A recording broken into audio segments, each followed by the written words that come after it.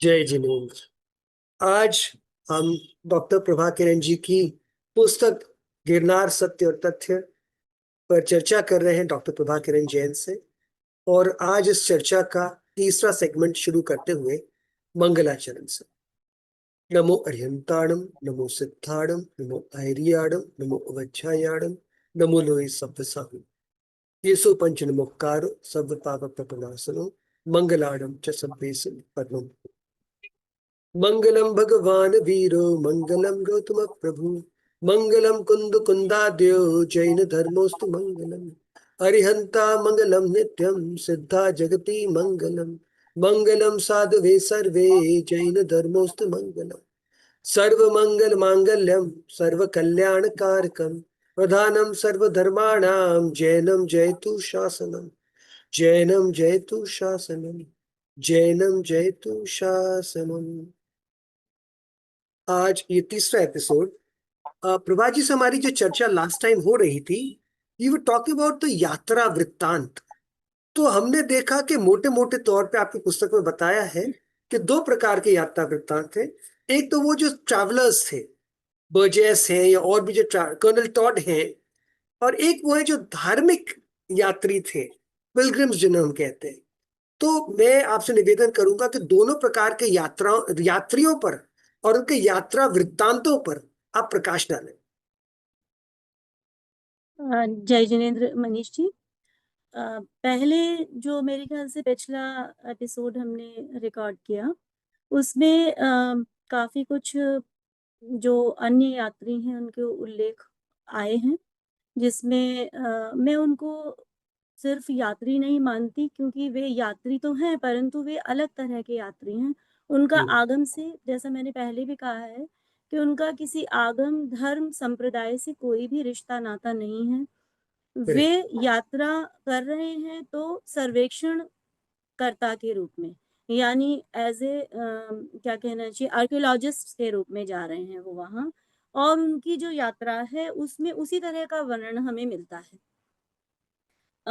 वो अपनी यात्रा में एक एक बात को बड़े विस्तार से बतलाते हैं, और वो यात्रा ऐतिहासिक संदर्भों एवं पुरातात्विक पक्षों को उजागर भी करती है। हालांकि कई धर्म यात्राओं में भी इस तरह की बातें छोटे मोटे रूप में आई हैं, परंतु क्योंकि धर्म यात्राएं बहुत अलग तरह की होती हैं, उसमें अपनी श्रद्धा भाव, भक्ति भावना, और साथ साथ अपने इष्ट के प्रति एक लगन होती है जो आपको उस तरफ खींचे ले जाती है। चाहे जो जिस धर्म में विश्वास रखता है, जिस धर्म में उसकी आस्था होती है, वो उसी तरह उस तरफ खींचा चला जाता है। जो मैंने आपको बताया भी था कि मैं भी जब गिरनार यात्रा पर गई, तो हालांकि मैं तो गिरनार को दूसरे रूप में भी जितना मैं देख पाई उतना देख रही थी, किंतु मन में एक लगन नेमी के चरणों को देखने की थी, नेमी के चरणों का दर्शन करने की थी, चरण चिन्हों का दर्शन करने की थी। ये चरण और चरण चिन्ह में भी हमारे यहाँ फर्क है, क्योंकि हमारे यहाँ चरण चिन्ह जो है वे उकेरे जाते हैं। आप तो आगम के पूरे पंडित ज्ञाता हैं मनीष जी, करेक्ट। और सबको मालूम है कि आप इस तरफ बहुत अच्छा नॉलेज रखते हैं। तो वहाँ हमारे यहाँ, जैसे कि आज की परंपराओं में भी हम देखते हैं कि बहुत सारे मुनियों के भी चरण हम कई मंदिरों में आपको देखने को आते हैं, जिनका वहाँ देहावसान हुआ होता है, संलेखना पूर्वक उन्होंने अंतिम पद पाया होता है, तो वहाँ उनके चरण उकेर लिए जाते हैं। वे ऐसे ही गिरनार पर भी कई जगह पर और चरण मिलते हैं, जैसे भद्रबाहु स्वामी के चरणों का उल्लेख भी वहां आता है कि वहां थे बनाए गए। तो धर्म यात्राएं फर्क हैं। अच्छा, धर्म यात्राएं हमारे लिए इसलिए महत्वपूर्ण है क्योंकि ये धर्म यात्राएं रिकॉर्डेड हैं हमारे पास। ये पुस्तक के रूप में भी मिलती हैं, पुस्तकों में संदर्भित भी मिलती हैं, और इसके अलावा सरकारी रिकॉर्ड्स में भी मिलती हैं। अब देखिए, एक सरकारी रिकॉर्ड, जब मैं ये पुस्तक लिख रही थी तो मेरे पास एक पुराना सरकारी रिकॉर्ड पर में जो इंगित किया हुआ था और ये लिखित भी था कि जयपुर के एक साहब गोत्री गेंदीलाल की वंशावली में जो है एक लेख दिया हुआ है कि खंडेले जैनी हुआ टीको अहवाल संवत 110 के साल, यानी संवत 110 के साल, 110वें संवत में वे कहाँ गए हैं, जिन सेना आचार्य का उपदेशु रजा को गोत्र साहू कहायो पीछे संवत 782 की साल खंडेलो छुटियो अभय राम जी हीरानंद जी यात्रा गिरनार जी ऋखब देव जी कर चित्तौड़ रावल रतनसु मिलिया। यानी देखिए पूरी बात, एक पूरा इतिहास इस छोटे से एक संदर्भ में आ रहा है कि गेंदीलाल जी की वंशावली में इंगित है कि ऐसा एक धर्म संघ जो है वो इस वर्ष में गिरनार की यात्रा पर गया और वहां से वापस लौटते हुए वो कहाँ आया, चित्तौड़ के रावल रतन सिंह जी को मिलने गया। हम्म, तो कितना बड़ा एक महत्वपूर्ण तथ्य है जो उनकी वंशावली के रिकॉर्ड में 7वीं सदी का है ये। आप देखें 7वीं सदी से हमारे धर्म संघ उससे पहले भी जाते रहे होंगे, जिनके बारे में बहुत उल्लेख हमें और भी खोजने की जरूरत है कि तब से जो है आज तक अभी भी 2025 में भी धर्म यात्रा संघ जो है वो गिरनार की यात्रा गया। लोग अलग अलग तो जाते ही रहे, 5-5 10-10 लोगों के ग्रुप भी जाते रहे, परंतु हजारों की संख्या में भी धर्म संघ वहां पर आज भी जाने की प्रथा उस तरह से प्रचलित है। तो ये बहुत एक महत्वपूर्ण तथ्य है जो जिस बारे में मुझे लगता है जो हमारे गिरनार से जुड़ाव को, जैन धर्म के गिरनार से जुड़ाव को पूरी तरह से प्रकाशित करता है। और उसके साथ ही वहां पर एक, ये शायद मैंने जब तक यहाँ पर भय का वातावरण नहीं रचा गया था तो यहाँ पर निर्भीक भाव से परिवार जन जो है वो जाया करते थे, क्योंकि हमारे यहाँ आमतौर पर जितने भी त्योहार आते हैं, पर्व आते हैं या जैन जितने भी जो हमारी तिथियां आती हैं, जन कल्याण के, दीक्षा कल्याण के, उन पे यात्रा करने का, धर्म यात्रा करने का यानी किसी तीर्थ पे जाने का एक रिवाज बना हुआ है पहले से। और उस रिवाज के चलते परिवार आपस में मिलकर या अलग अलग परिवार भी यात्राओं पर जाते हैं। परंतु अभी जो वातावरण इस तरह का वहाँ रचा गया है, जिसके चलते जो है वो काफी किस्से सुनने में आते रहे हैं पिछले दिनों में, और उसका जो प्रभाव है वो यात्रियों के जो एक निर्भीक भाव पर, हालांकि गिरनार तो अभय धाम बन गया था जब नेमी जो है वहां से मोक्ष गए, तो ये उल्लेख आता है उसका नाम अभय धाम। एक बड़ी खूबसूरती से, मुझे जब मैंने पढ़ा इसको तो मुझे बड़ी एक खूबसूरती का एहसास हुआ कि देखिए अभय धाम, अभय धाम माने सब जीवों के लिए अभयारण्य, वो तो गिर के अरण्य से जुड़ा हुआ है जहाँ बिल्कुल। सिर्फ शेर रह रहे हैं, लेकिन वो भी अभय धाम वही शांत है, चारों तरफ इतना शांत है कि वहां ऐसा लगता है कि हवाएं भी जैसे अपनी और जो है वो शांति का एक संदेश लेते हुए आपको आपके कानों में कुछ कहती हुई जा रही हैं कि हे नेमी, हे नेमी, ऐसा कुछ सुनाई पड़ता है कि हवा भी वही जैसे जाप रही है। तो इसी तरह के उल्लेख बहुत सारे आते हैं। इस तरह का एक उल्लेख जो है वो इस पुस्तक में मैंने बहुत सारे यात्रा वृतांतों का उल्लेख किया है, जिसमें एक उल्लेख बाबू प्रभु दयाल और ज्ञानचंद, इन्होंने किताब भी लिखी थी तीर्थ यात्रा के ऊपर, जो Jain religious tracts series number 37, इसके अंतर्गत जो है 1901 में प्रकाशित हुई। तो आप ओह, देखिए क्या 7वीं बात। सदी से 1901 में इसमें पूरा तीर्थ यात्रा का बहुत मनोहारी वर्णन उन्होंने कि कहाँ से आप बस पकड़ेंगे, कितना टका लगेगा आपको, कितना फिर क्या इसको देंगे कुली को, फिर कहाँ रुकना है आपने, धर्मशाला में ऐसा एक आदमी मिलेगा, तेज प्रकृति का है उसका भी उल्लेख करा है, मृदुल स्वभाव का है उसका भी उल्लेख किया है। ये मैंने उसकी उन्हीं की भाषा में एज इट इज जो है इसको दिया है। और ये जो है अभी लाहौर के पुस्तकालय में ये पुस्तक जो है वो मिली, जो अभी पाकिस्तान में चला गया है जो हिस्सा, वहाँ जो है ये पुस्तक वहां पर से प्राप्त हुई और इसमें बहुत ही खूबसूरत चित्रण किया गया है। इसी तरह तीर्थ यात्रा के जो वर्णन हम देखते हैं तो हम अक्सर आज के दिन में हम यात्रा जब अपना प्लान करते हैं कि हमें कहीं जाना है तो हम वेबसाइट खोलते हैं उस एक स्टेट की या उस एक प्लेस की। तो अगर हम गुजरात सरकार की वेबसाइट देखते हैं या गुजरात पर्यटन की वेबसाइट देखते हैं तो वहां पर भी उज्जयंत और इन सब की उल्लेख में नेमिनाथ का ही उल्लेख आपको मिलता है।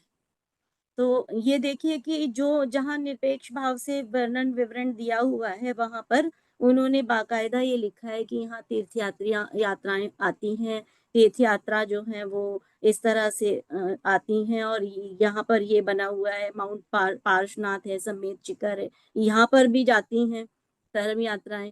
तो उन्होंने काफी विशाल वर्णन इन सब जो वेबसाइट्स हैं इनके अंदर भी दिए गए हैं। सबसे बड़ा मुझे एक क्या कहना चाहिए, प्रसन्नता का अनुभव हुआ जब मैंने ये बात जाना कि नाग कुमार भी जो है वो तीर्थंकर नेमि की वंदना के लिए, आपने पढ़ा होगा शायद नारायण कुमार चरियो में ये उल्लेख आता है पर प्राकृत के ग्रंथ में, कि उस 10वीं सदी में जो लिखा गया है ये ग्रंथ, इसके अंदर भी उन्होंने ये वर्णन किया है कि पुष्पदंत जी ने, महाकवि पुष्पदंत जी ने वर्णन किया है कि नाग कुमार भी जो है वे गिरनार पर्वत पर नेमि की वंदना के लिए आया करते थे।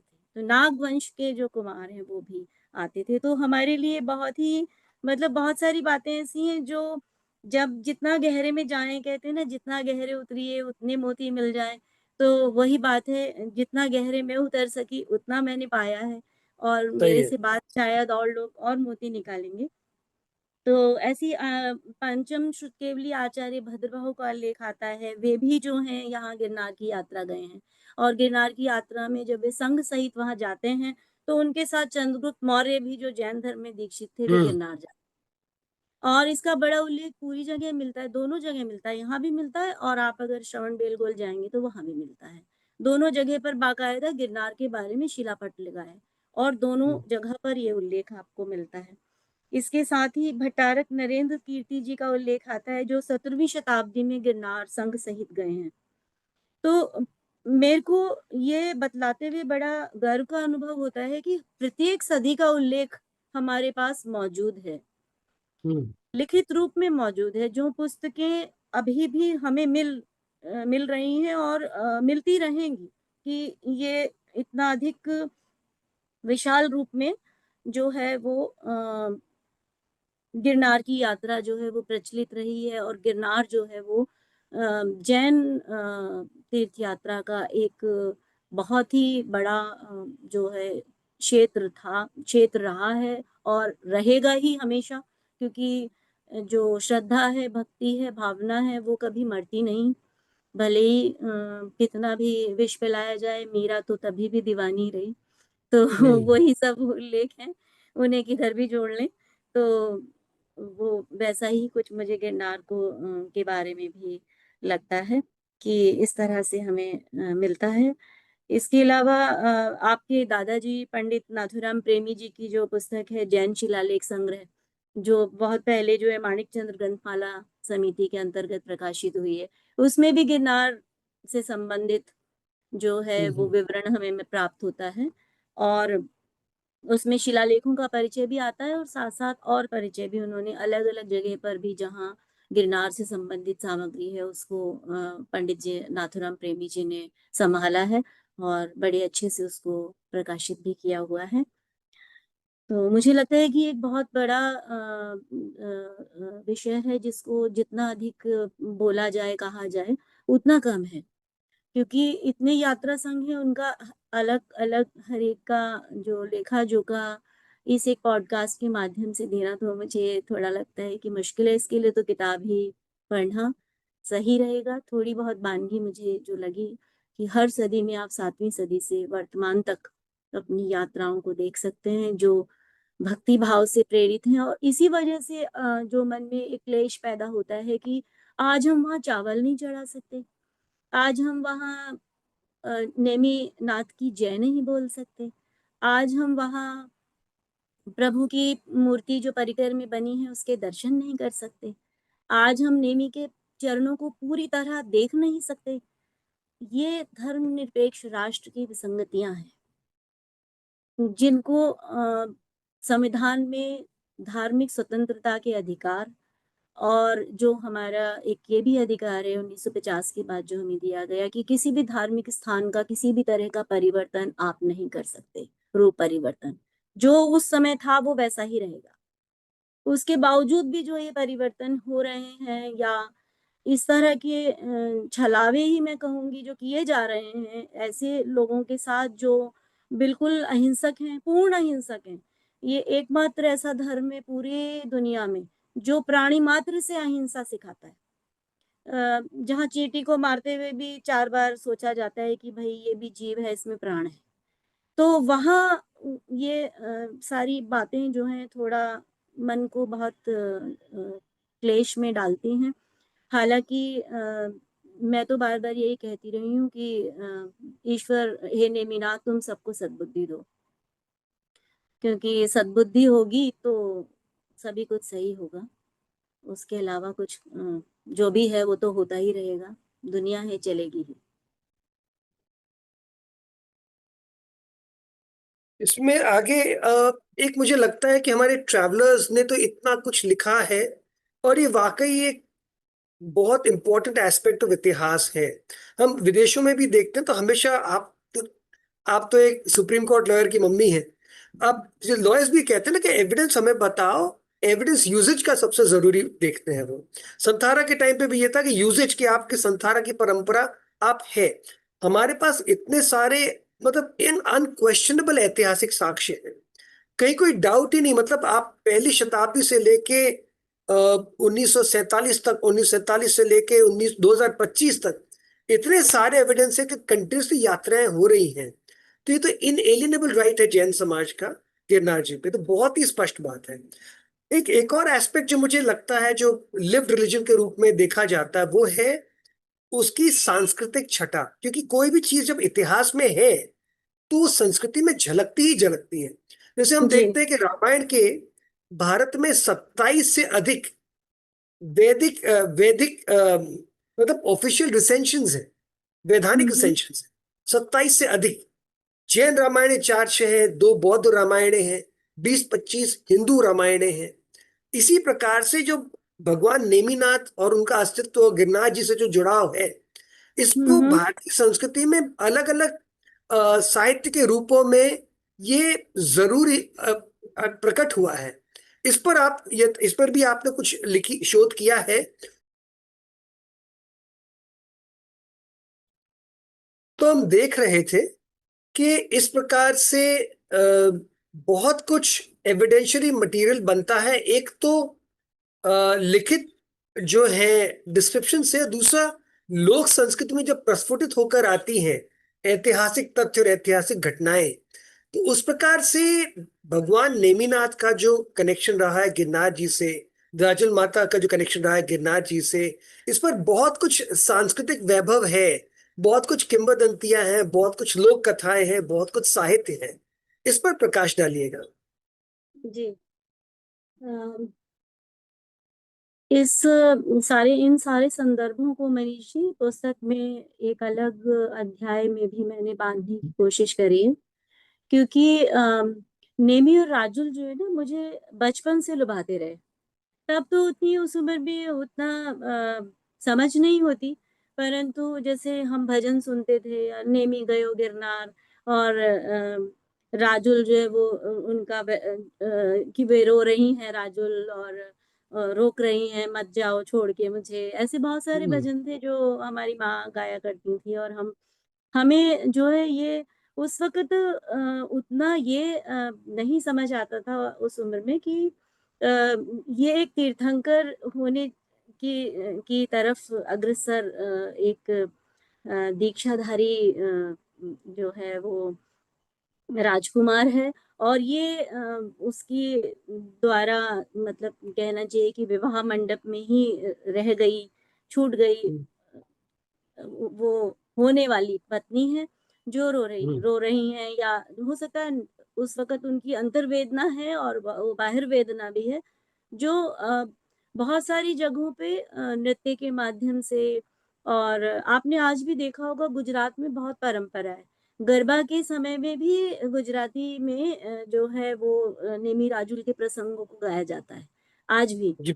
और उसके अलावा महाराष्ट्र में और जो भी उनके आसपास के इलाके हैं गुजरात से जुड़े हुए, वहां पर ये परंपरागत लोकगीत जो हैं वो बहुत प्रचलन में आए हैं। हिंदी में तो हैं ही, भजन के रूप में भी आए हैं वे, उन्हें आप लोकगीतों के रूप में भी समझ सकते हैं, और वो हिंदी में भजन के रूप में भी आए हैं।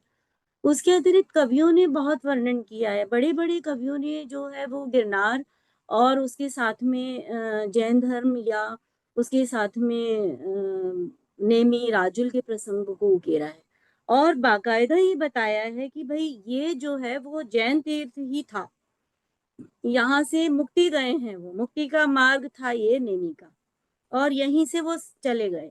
तो चाहे वो श्रुतावतार में आप श्रीधर सेनाचार्य को पढ़ लें, या चाहे आप उपनिषदों में चले जाएं, ऋग्वेद में चले जाएं, उसके अलावा यजुर्वेद में चले जाएं, ये सब इनको आप कहीं से भी मतलब किधर से उठा लें, आपको विविध तीर्थ कल्प में ये सब बयानगी मिलेगी आपको आती हुई। फिर साथ साथ हिंदी के जो प्रमुख साहित्यकार हुए हैं उनको जब पढ़ा मैंने तो मुझे बड़ा हैरानी हुई कि वो उस समय के लेखक चिंतक रामधारी सिंह दिनकर, उनकी एक बड़ी प्रसिद्ध पुस्तक हुई है संस्कृति के 4 अध्याय, आपने शायद जरूर पढ़ी होगी। जी जी। इस पुस्तक में बहुत कुछ है, माने संस्कृति विषयक आपको बहुत कुछ मिलता है और सभी धर्मों के बारे में दिनकर जी ने बड़े निरपेक्ष भाव से लिखा है। हालांकि एक दो राष्ट्र कवि इस तरह के भी हैं जिन्होंने हिंदुत्व शब्द नहीं कहूंगी मैं, किसी एक अचानक उठी हुई किसी एक परंपरा से प्रभावित होकर भी अपनी रचनाओं को लिखा, जिसमें निरपेक्ष भाव नहीं है, क्योंकि लेखक या कवि जब निरपेक्ष भाव से लिखता है तो उसकी जो लेखनी है उसमें बहुत कुछ बड़ा क्या कहते हैं सहजता से उभर के आता है, और वो सहज भाव जो आकृष्ट करता है। इसीलिए शायद संस्कृति के 4 अध्याय जो है वो सबको आकृष्ट करती है रामधारी सिंह दिनकर की लिखी हुई। तो वे भी कहते हैं कि जो इसमें लिखा है उन्होंने कि जैन पंथ का मूल उन प्राचीन परंपराओं से रहा होगा जो आर्यों के आगमन से पूर्व इस देश में प्रचलित था। हालांकि मैं नहीं मानती कि आर्य कहीं बाहर से आए थे, मुझे तो यही लगता है कि आर्य अनार्य सब यहीं थे। परंतु अगर हम इसको मानते हैं कि आर्य बाहर से आए, ये 2 तरह की धारणाएं चलती हैं कि आर्य यहाँ थे या नहीं थे, तो वो फिर आगे लिखते हैं कि आर्यों के आगमन के बाद से भी देखें तो ऋषभदेव और अरिष्टनेमि को लेकर जैन धर्म की परंपरा वेदों तक पहुंचती। अरिष्टनेमि की परंपरा को वो वहां ले जाते हैं, क्योंकि जो भी कोई निरपेक्ष भाव से अगर पढ़ेगा तो यजुर्वेद में जब वो ये मंत्र पढ़ता है ओम रक्ष रक्ष अरिष्टनेमि स्वाहा, जो मैं प्रस्तावना में लिखती हूँ, उसके साथ साथ बहुत सारी और सारे मंत्र हैं। इसके अलावा जो इनके स्वस्ति वाचन मंत्र हैं, जिनमें कि अगर शादी ब्याह हो रहा है, इनके यहाँ कोई संतान हो रही है, तो उसमें अन्य सब चीजों बातों के साथ साथ अरिष्टनेमि शब्द आता है। बड़ी मतलब आपने बहुत आप किसी भी आज भी आप किसी अन्य परंपरा की विवाह में चले जाएं, अपने यहाँ ही अगर किसी बच्चे का संबंध हम किसी अन्य परंपरा में करते हैं, अग्रवाल गुप्ता ये जो जातियां हैं, तो आपको देखेंगे जब उनका पंडित बैठेगा तो जो वो मंत्र पढ़ता है उसमें अरिष्टनेमि शब्द जरूर आता है, भले उसे बदल के बोले या ना, लेकिन अरिष्टनेमि असल में अरिष्टनेमि शब्द उसके अंदर है ही है। आर्य खंडे, भरत खंडे, ये सब उसके अंदर आता है। भरत खंडे भी आता है, देखिए भरत खंडे भी, ये भरत आर्य खंडे भरत खंडे तो कौन हो गया, ऋषभ देव के पुत्र भरत। फिर भरत खंडे, उसके बाद आगे वो पूरा पूरा उनका जाति धर्म सबका नाम वाम उल्लेख करते हुए अरिष्टनेमि का भी उसके अंदर उल्लेख करते हैं। तो ये बहुत सारी बातें जो हैं वो अच्छा लगती हैं पढ़ने में। अब ये आगे लिखते हैं दिनकर जी कि महाभारत युद्ध के समय इस संप्रदाय के एक नेता नेमिनाथ थे। वो नेता शब्द इस्तेमाल कर रहे हैं नेतृत्व करते हुए, जिन्हें जैन अपना एक तीर्थंकर मानते हैं। ईसवी पूर्व 8वीं सदी में 23वें तीर्थंकर पार्श्वनाथ हुए, जिनका जन्म काशी में हुआ था। अब ये पूरा का पूरा इस तरह इन्होंने पूरा एक लेखा जोखा इसमें प्रस्तुत करा है। तो आप देखिए कि उन्होंने बाकायदा इस बात को माना है, स्वीकार किया है और डंके की चोट पर अपनी पुस्तक में भी लिखा है। इसी पुस्तक में वैशाली का चित्रण भी करते हैं वो, वैशाली युग का प्रतिपालक, ये सब उसी के अंदर आता है, इसी पुस्तक के अंदर दिया हुआ है ये भी। तो ऐसे ही पद्मनंदी जी हुए 11वीं शताब्दी में हमारे जो जैन उसमें आते हैं, बहुत जिनका नाम आता है, उनकी लिखी हुई जो पुस्तक है उसमें भी हमें पंचनंदी पंचविंशतिका, इसके अंदर भी हमें जो है वो मिलता है अरिष्टनेमि और गिरनार का उल्लेख। साथ ही दूसरे एक अन्य कवि हुए हैं जो जैनेतर हैं, जो जिनको मैं आगम से नहीं जोड़ती हूँ, वे हैं माघ। माघ का नाम सबने सुना। कवि, यस। महाकवि माघ। माघ जो है उन्होंने शिशुपाल वध एक काव्य की रचना करी है, और शिशुपाल वध के अंदर उन्होंने गिरनार पर्वत का वर्णन किया है। इसलिए उनको घंटा माँ की उपाधि भी इसीलिए दी गई है क्योंकि उन्होंने वहां का चित्रण उसके अंदर पूरा किया है, और बाकायदा उसके अंदर वो सब कुछ बहुत बहुत अच्छे से उन्होंने वर्णन किया है। इसके बाद ऐसे 12वीं शताब्दी में फिर वाघ भट्ट एक कवि हुए हैं, वे उन्होंने नेमि निर्वाण करके महाकाव्य लिखा है। उसमें भी उन्होंने बहुत अच्छे से इन सब बातों का उल्लेख किया है। तो अगर हम ये विशाल रूप से और खुले मन से अगर हम देखते हैं, और तो पाते हैं कि नेमी, राजुल, श्री कृष्ण, बलराम, समुद्र विजय, शिवा देवी, द्वारका, जूनागढ़, भवनाथ, गिरनार, उज्जैन, रैवतक, सहस्त्राम्रवन, इन सब के चित्रण हमें अलग अलग रूप में, जैसे सहस्त्राम्रवन का नाम अब बिगड़ते बिगड़ते सहसावन हो गया। हम्म। उर्जयंत जो है वो उर्जयंत है क्योंकि उर्जयंत थे, ऊर्जावान हुए वहां जाके, उर्जयंत ऊर्ध्वगामी हुए वो, तो उसका नाम उर्जयंत पड़ा। धीरे धीरे करके उज्जयंत, उज्जंत, अलग अलग नाम आपको अलग अलग काव्यों में अलग अलग लेखकों और कवियों के द्वारा चित्रित करे हुए मिलते हैं।